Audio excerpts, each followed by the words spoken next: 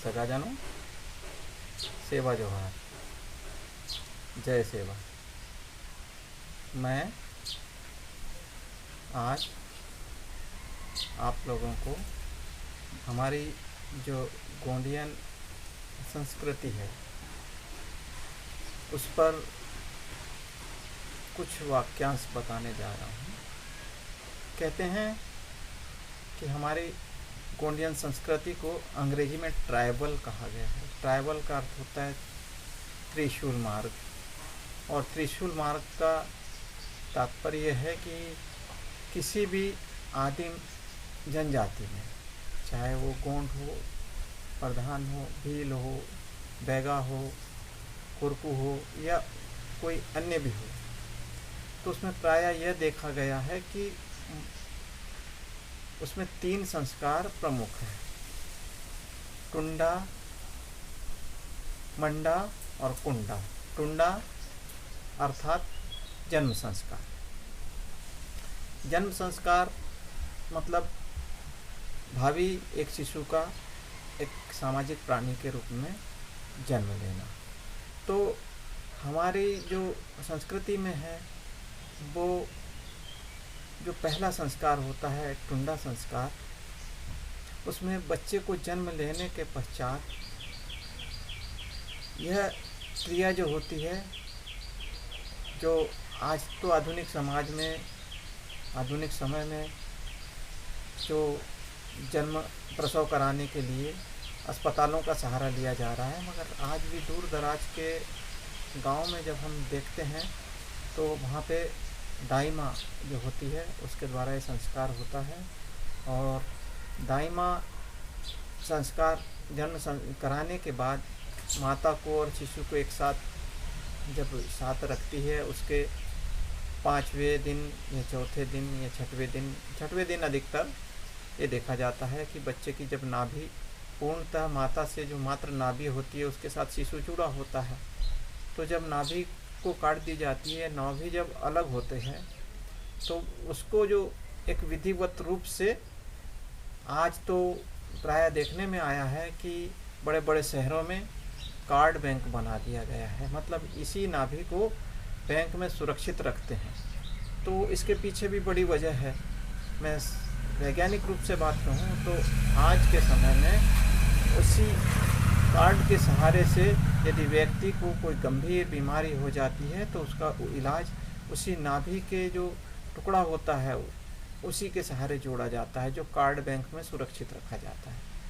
तो आज उस क्रिया को हमारे जो गोंडियन संस्कृति में क्या करते हैं कि हम लोग सब कुछ प्रकृति से ही लेते हैं और प्रकृति में ही समर्पित करते हैं। तो जब पहला संस्कार होता है तब तक के माँ गोदी से बच्चे को नहीं उतारती है और गोद में ही रखती है, तो जिस दिन, और ना ही किसी दूसरे व्यक्ति के गोद में देती है, जिस दिन उसका शोभनी संस्कार या छठी या कुछ और भी अन्य नामों से जानी जाती होगी, तो ये संस्कार दाई माँ के द्वारा किया जाता है। और उसका जो नाल का टुकड़ा है उसको विधिवत उनके जो जहाँ प्रसव कक्ष होता है वहाँ पर गड्ढा खोद करके विधिवत उसको जोड़ दिया जाता है। यह क्रिया इसलिए की जाती है कि जो शिशु है वह पूर्णतः जीते हुए भी पृथ्वी से जुड़ा रहे।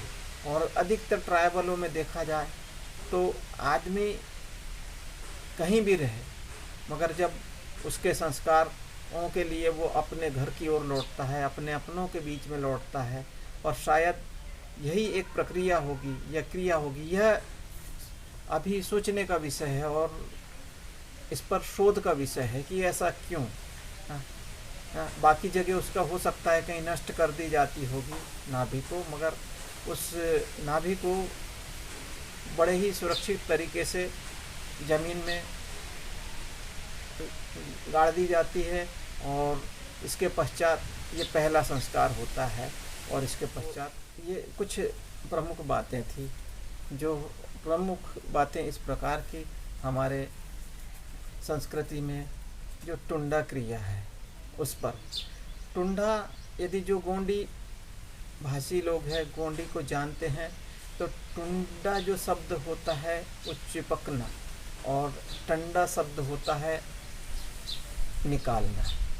तो मतलब यह भी इससे हम माना जाता है कि पहले मातृसत्ता या मातृशक्ति अकेली होती है, मगर जब गर्भस्थ शिशु जन्म ले लेता है तो उसके बाद वो अपनी माता की छाती से चिपक करके रहता है और उसी के साथ जुड़ करके रहता है, और यही क्रिया टुंडा कहलाती है।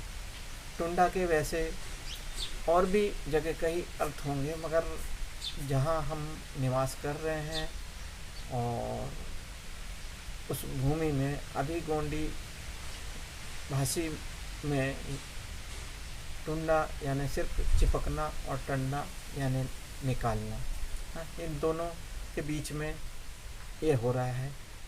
दूसरी क्रिया होती है, ये दूसरा संस्कार होता है, ये मंडा। मंडा का अर्थ होता है विवाह, और मंडा का जो संस्कार है ये हो सकता है कहीं 18 वर्ष से लेकर के 24-25 वर्ष तक के, और आधुनिक काल में तो यह 30 साल तक भी चला गया है। बस्तर के हिस्सों में देखें तो जो मंडा संस्कार के लिए है तो वहाँ बाकायदा एक गोटुलों में रहते हैं, और गोटुल में ही अपने जो मनपसंद का जीवन साथी चुनते हैं, और इसके बाद में वो मंडा संस्कार जब संपन्न हो जाता है, सूचना माँ बाप को दी जाती है कि भाई हमारे यहाँ ऐसा ऐसा कार्यक्रम संपन्न करना है, तो माता पिता शक्ति या माता पिता मिल करके आपस में दिन तय करते हैं, और इसके बाद में उनका जो मंडा अर्थात विवाह संस्कार करने के बाद वे लोग अपने गृहस्थ जीवन के लिए गोटुल से घर को लौट जाते हैं। और तीसरी क्रिया और तीसरा संस्कार होता है कुंडा। कुंडा का अर्थ होता है